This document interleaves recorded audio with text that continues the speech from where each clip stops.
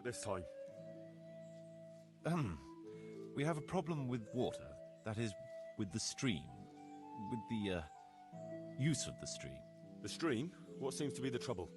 Sir, they won't let me have a shit. What's that? Your locator here won't let people go for a shit. God give me strength.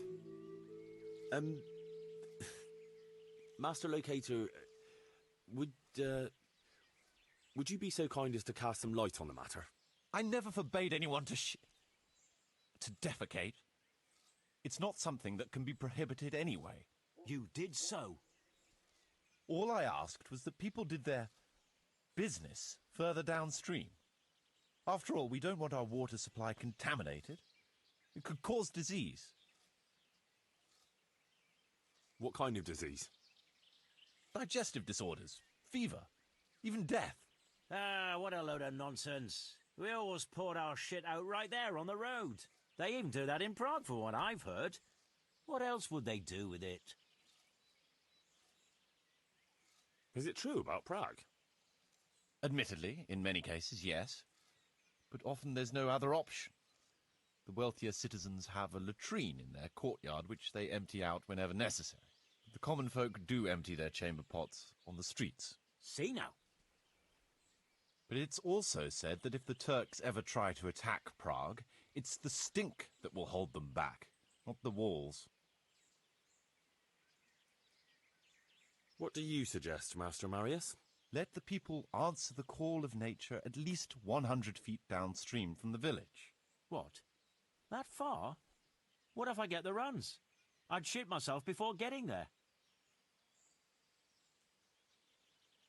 I've decided.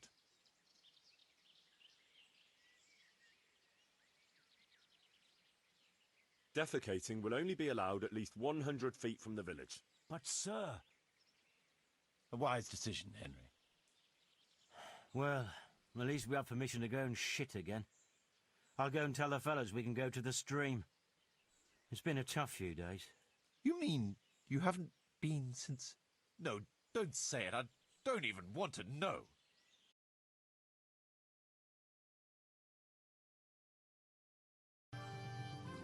There's another unpleasant matter for you to handle. Nothing too terrible, I hope. That's for you to decide, Master Bailiff. As you know, the woods and everything in them belong to our liege lord. He gave you the right to make use of them. But as far as I know, no one else is allowed to hunt there. Let me guess. Some of our fold are putting game on their tables from our woods, and I have to deal with them. Just so. A case like this ought to be judged by his lordship himself, but I fear Sir Divish might be a little too strict in this matter. So what are my options? You can hand the poachers over to justice, let them off with a warning, or, of course, one can always turn a blind eye and leave it in the hands of God. What's your decision?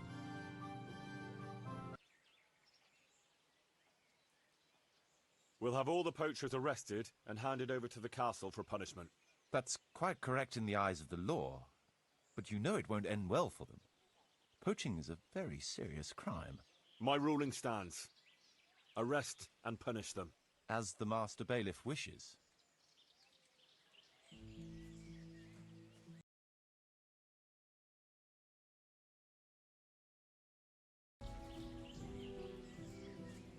Bad news, I'm afraid, Master Bailiff. Very bad news. That makes a change. Well, out with it. What happened? 2 wagons that were on the way here with grain and fodder supplies were ambushed by a band of Cumans. The wagoners escaped by the skin of their teeth, but the supplies are gone. Damn it. That is bad news. Worse than bad. Those were supplies for the whole year, and we won't be able to replace them. Things are hard enough as it is. Sir Divish had to lower his quota for Townburg just to let us have it. So we've no grain for the baker, no fodder for the stables? I'm afraid not, Henry. We're left with only 2 options. One as bad as the other.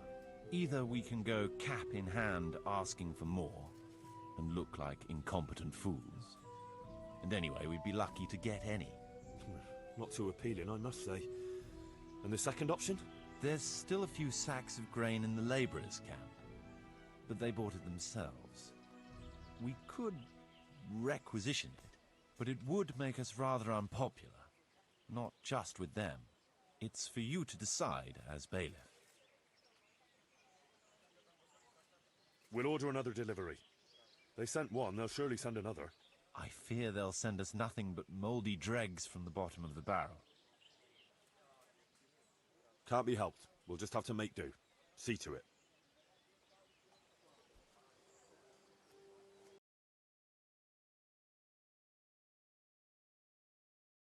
Good day, Master Bailiff. God be with you. What's the trouble? Lame Agatha, that old crone who lives on the edge of the village. What's she done to you? Well, I thought you should know. She's getting mixed up in the herb-woman's trade and selling folk all kinds of ointments and potions. What's wrong with that? It's all a swindle and a cheat. She ought to be burned as a witch. What do you mean, it's a swindle? Because those mixtures of hers don't work. It's nothing but plain water with herbs and pork lard. How do you know about it? Have you tried something from her yourself? Me? Why would I? Well, that would be a sin, wouldn't it?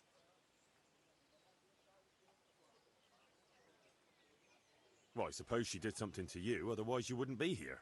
She X'd my hens and now they won't lay. And she put a spell on her own so they lay double. Are you serious? I swear by the Holy Mother of God, she put a spell on them.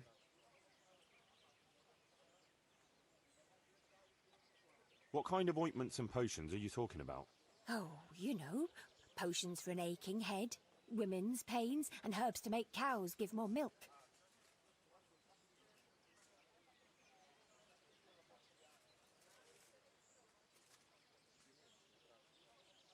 I don't think there's anything untoward going on here. Folk will always turn to quacks and herbalists for remedies. As long as they're hurting no one, leave them to it. Witches should burn. You call that justice? Next time I'll go straight to the bishop.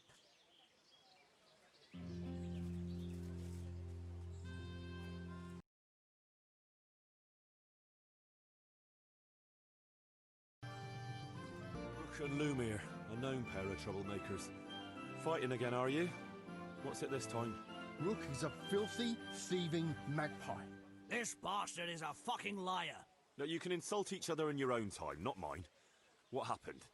As you know, Master Bailiff, I've got a daughter, and this Rook here has a son. And like you'd expect, the son is as much of a beast as his old man. He put a belly on my girl, and then turned his back on her. A likely tale, you lying scoundrel. We're a decent, honest family, sir. But that daughter of his, nothing but a whore she is. She seduced my son. And what's more, this thieving bastard stole my cow, too. Enough swearing. One at a time, and settle down. What's this about stealing a cow? When that no-good son of his wouldn't do the right thing by my daughter, Rook here agreed in the end to give me a cow as compensation for her honor. And I did. Only then, that slut ran off with some minstrel. Where's the honor in that? And besides, it could be anyone's brat she's carrying.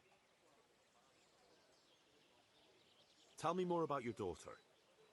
Pretty as a picture, and a good lass, though a little flighty. She had her head turned by that coxcomb, and he put her in the family way, and then he wouldn't marry her. And who else would take her with a youngster? So we agreed on a cow in compensation. That much is true. Only, I'm sure you'll agree, Master Bailiff, where there's no honor to lose, there's nothing to compensate. A girl that runs off with some wandering jester. What could she do when she couldn't show her face in public? That's what you paid for.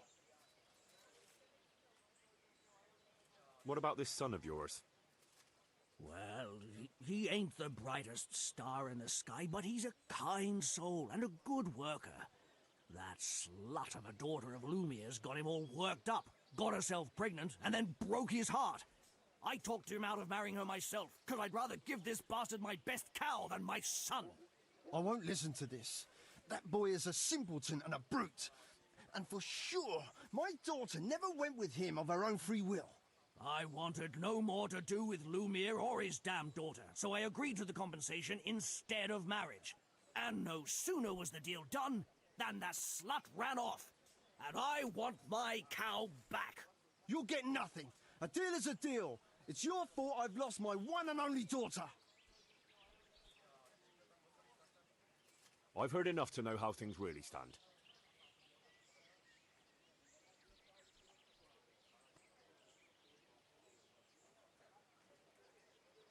A bargain is a bargain, whatever unforeseen may happen.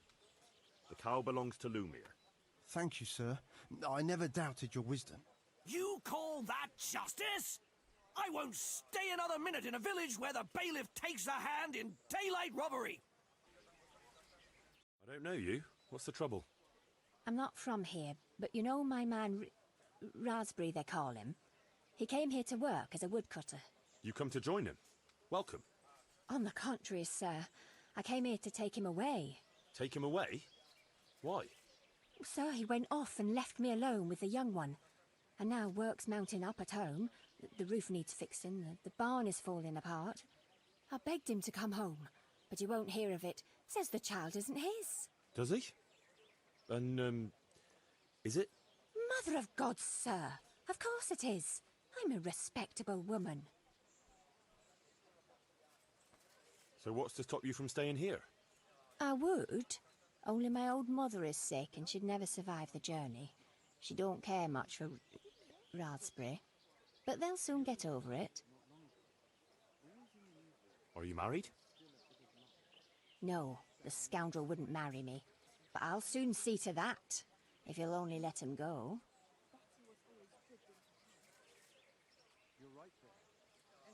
I did. Raspberry stays. There's no proof it's his child. What? Are you calling me a slut? How dare you? And you call yourself a fucking bailiff? By Christ, you're nothing but a... Take her away.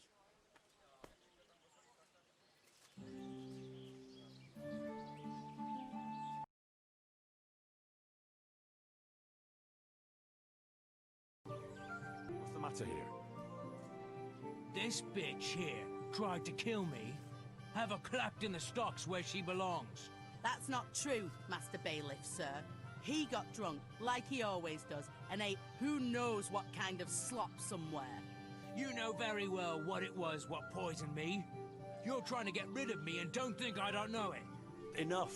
One at a time. Tell me what happened. What makes you think she tried to poison you? She hates me. She wants to put me in the ground and then take the farm. I can see it in her eyes. She's just wishing for the day I'm dead. But she'll never see it, because I'll throw her out on her ear. Throw me out from my own home?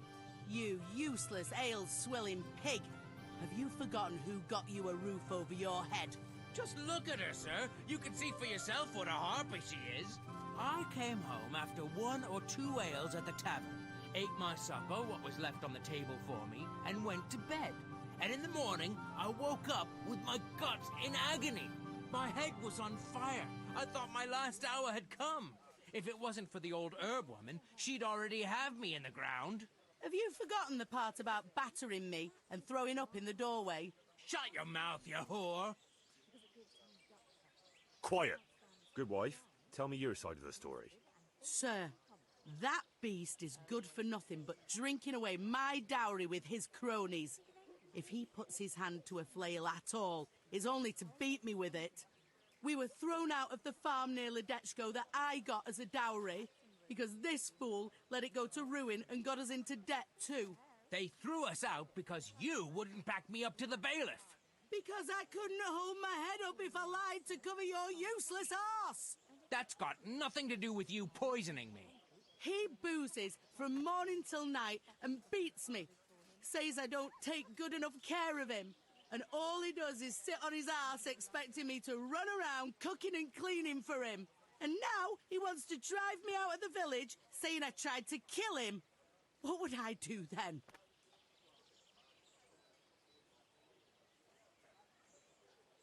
Tell me about how you were poisoned, as you claim. I came home, and there was a bowl of cabbage soup and a pitcher of wine on the table. So I had it and went to bed. I woke up in the early hours and had to run to the outhouse. Spewing from both ends, I was. I was burning up so much you could light a torch off me. And this witch here laughing up her sleeve. She wouldn't even call the herb woman for me. If I had to call the herb woman every time you get boozed up, she might as well move in with us. When I was writhing in agony on the ground, I heard her say clear as day, "Ha! You got what was coming to you." Is that true? No, he's lying. What do you think happened, good wife? Nothing what hasn't been 100 times before. He was crooked as a bishop again, and I could already hear him in the courtyard, retching and spewing. I had his supper waiting on the table, because otherwise there'd be hell to pay. Only there's no pleasing the pig. Where's the meat? And what have you. And when I told him God's honest truth that there's no meat, 'cause he drank all our money away, he laid into me like a madman. One slap was all you got. What was less than you deserved for your evil tongue? I ran off and hid in the barn till he'd calmed down. When I could hear him snoring like a pig, I came inside again. After a while, he started throwing up and he was spewing till dawn. Who knows what he ate when he was boozed up? Or it was the booze itself done it. And what about the herb woman? I went for her in the end. 3 groschen I had to give her for some wormwood potion. I could have done that myself for nothing. And then he claimed I poisoned him. Now, I've heard enough. You, farmer, won't touch another drop of booze, or I'll leave you in the stocks to dry out. And if you raise your hand to your wife again, I'll take a bludgeon to you. But a drink or two? No buts. There'll be no half measures with you. Thank you, Master Bailiff. Thank you 1,000-fold. You're a wise and just man.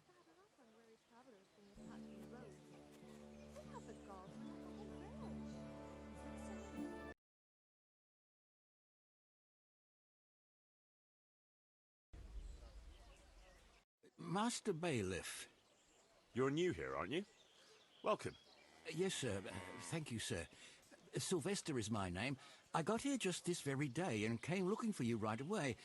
I heard you was looking for handy tradesmen, see? True, but it depends what you can do. I'm a baker, sir, and if I may be so bold, one of the best there is. Good. We don't have a baker yet. So, tell me something about yourself. I'll tell you, Master Bailiff, but only on one condition. That what I say will remain only between the two of us till Judgment Day. Well, I must say that's a surprise. But yes, I swear on my honour as bailiff. All right, then. I can see you're a worthy man. Your name precedes you. I'll be straight with you. I know this village very well, seeing as how I was here not long ago. That is, until you and Sir Radzik and his men came and cleared the place out. What, you were here? With the bandits? I was only serving them as cook and baker, like, but soon as I saw your lot coming, I took to my heels in a hurry. I never robbed nor hurt nobody. I needed work, and them bandits paid well. After all, a man's got to make a living somehow, and them wasn't the kind of fellas you says no to. I see. So you were with Runt's band. Might someone recognise you? Far as I know, anyone who'd know my face is dead. Some thanks to you, sir. If word got out that I was hiding a bandit from the law... I'd rather give myself up than get you or anyone else into trouble. All I'm after is to start an honest life again. Fair enough. Since you came clean, I'll trust you and keep your secret. You're hired. Thank you, sir. You won't regret it, I promise you.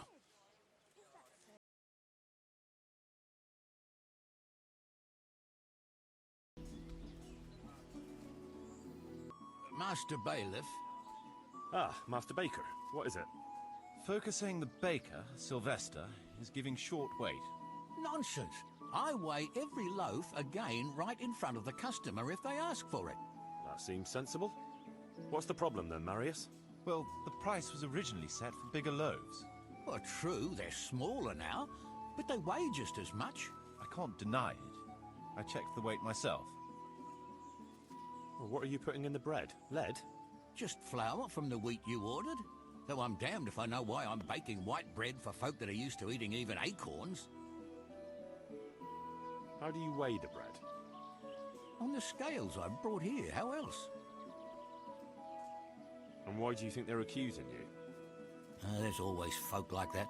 Nothing but gall, it is. I've decided.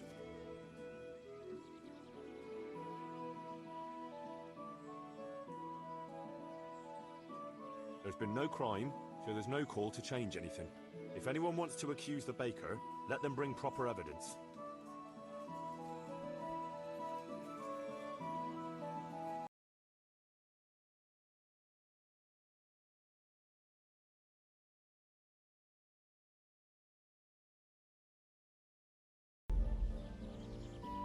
What is it this time? We needed a butcher, and now 2 have come at once. But we only have a place for 1. So we should take the best one? No? That's just the thing. It's 6 of one and half a dozen of the other. Rat-Eye would have neither of them. But we can't be so selective. What's wrong with them? Surely they can't both be completely useless. No, but from what people say, the first one, Cockfirst, isn't an honest trader. He cheats ordinary folk, but he's the very soul of fairness when dealing with the wealthy, the nobility and the lawkeepers. So he's never been officially accused of anything untoward. The other butcher, Brisket, always had a reputation as an honest trader and a good Christian. But then he defiled his profession when he butchered a cow that had died of natural causes and gave the meat to the needy. Ah, so he's a pariah like the knacker, and no respectable person should buy meat from him? Just so. So there you have it. One tarnished, the other dishonest. I might have known it wouldn't be easy. Well, much as I sympathise with Brisket, under the circumstances I have to go with Cockfirst. He'll cheat and folk will complain, but better that than a butcher no one wants to buy from. I trust you made the right decision. I'll inform him right away.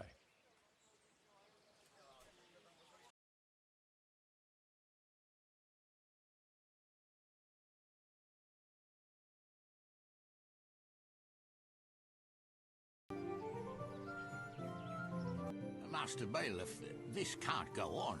Ah, you've got yourself all worked up. Is there a problem? I should say so. Things have been quiet for so long we've rested on our laurels. But the enemy never sleeps. What do you mean? I mean, there's still vermin in these woods. The 2-legged kind. There's humans wandering around like they own the place. There's not enough men in the garrison. They're falling asleep on duty. All it takes is for some band of cutthroats to come back looking for some stash they've buried here, and we're done for. You reckon we need more men? But where would I find them? Sir, we can manage without a few woodcutters or farmhands, but men-at-arms are essential. Give me a few men, and I'll make soldiers of them. You're right. I'll let you have a few labourers. Thank you, sir. That's a wise decision.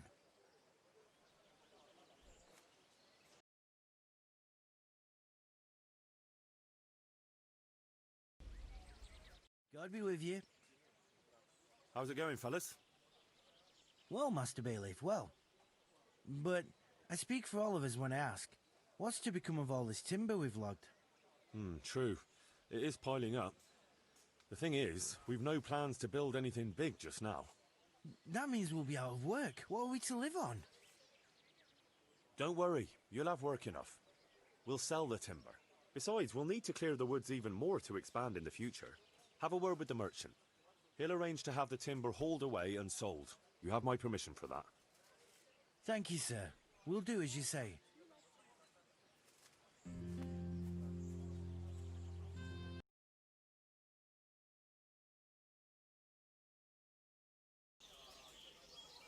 Hey, Henry! Shut up, Fritz. I can't say I'm surprised to see you two here. You're nothing but trouble. Trouble? But he was asking for it. He shouldn't have started on us. Yeah, a first-class arsehole. He deserved twice what he got. And what did he get? Wait, from the start? What the hell is this all about? Well, we was just sitting in the tavern minding our own business, and this fucker comes and starts calling us good-for-nothing idlers. So I gave him a bit of a slap to teach him some manners. And Fritz gave him another to back me up. You're not going to go around beating people here, whether they ask for it or not. Everyone in this village is working their fingers to the bone except you pair of drunkards. Now, Henry, you know that's not fair. We work our asses off and we need to relax a bit after a hard day. That's right. Just an ale or two after working up a thirst all day. Enough. Either you put your shoulder to the wheel like everyone else, or you'll be out on your ears, mates or no mates. Henry, you can't be serious. You wouldn't do that to your best mates. You bet I would. Start doing your part, or go and find somewhere else to live.